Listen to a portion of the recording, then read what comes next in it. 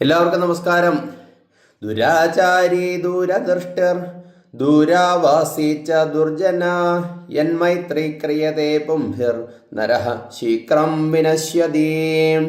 ഇത് വളരെ വിശേഷപ്പെട്ട ഒരു ശ്ലോകം തന്നെയാണ്. ദുരാചാരി എന്ന് പറഞ്ഞു കഴിഞ്ഞാൽ നമ്മളൊക്കെ പണ്ട് കേട്ടിട്ടുണ്ട്, അയൽവക്കക്കാരനെ സ്നേഹിച്ചാലും അയലത്തെ വേലി കളയരുത് എന്ന്.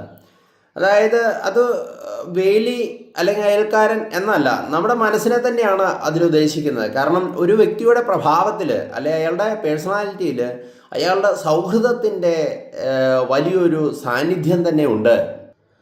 അതുകൊണ്ട് അകത്ത് കത്തിയും പുറത്ത് പത്തിയുമായി നിൽക്കുന്നവനെ നമ്മൾ ശ്രദ്ധിക്കണം. അതായത് നമ്മളോട് പുറമെ കൂട്ടുകൂടുകയും അകത്ത് നമ്മളെ കുത്തുവാനുള്ള കത്തിയും, അതായത് മനസ്സിൽ കത്തിയുമായി നിൽക്കുന്നവനെ നമ്മൾ ശ്രദ്ധിക്കണം എന്നാണ് സാരം.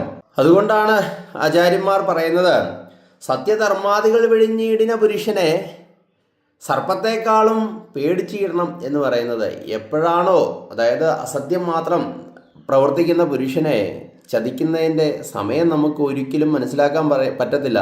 അതുകൊണ്ട് സൗഹൃദ വലയങ്ങൾ എപ്പോഴും നമ്മൾ സൂക്ഷിച്ചേ പെരുമാറുവാൻ പാടുള്ളൂ.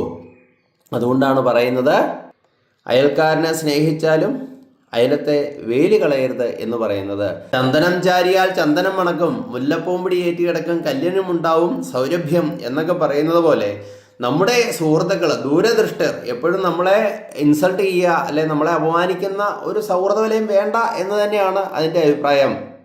അതുപോലെ തന്നെയാണ് ദൂരെ വസിക്കുന്നവനെയും ഒഴിവാക്കണം എന്ന് പറയുന്നത്.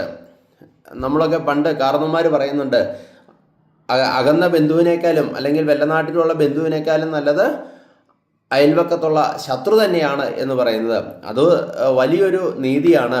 കാരണം നമ്മൾ ഒരിക്കലും നമ്മളിൽ നിന്നും വേറെ നാട്ടിൽ, അതായത് ജോലിക്ക് പോകുന്നതിനല്ല ഉദ്ദേശിക്കുന്നത്. അന്യദേശവാസം എന്നതുകൊണ്ട് ഉദ്ദേശിക്കുന്നത് നമ്മളിൽ നിന്ന് അകന്നു കഴിയുന്ന അല്ലെങ്കിൽ നമ്മളെക്കാളും ദൂരെ കഴിയുന്ന സുഹൃത്തിനെ ഡിപ്പെൻഡ് ചെയ്യുന്നതിലുപരി നമ്മുടെ അയൽവക്കത്തുള്ള ആൾക്കാരെ തന്നെ വിശ്വസിക്കുന്നതായിരിക്കും.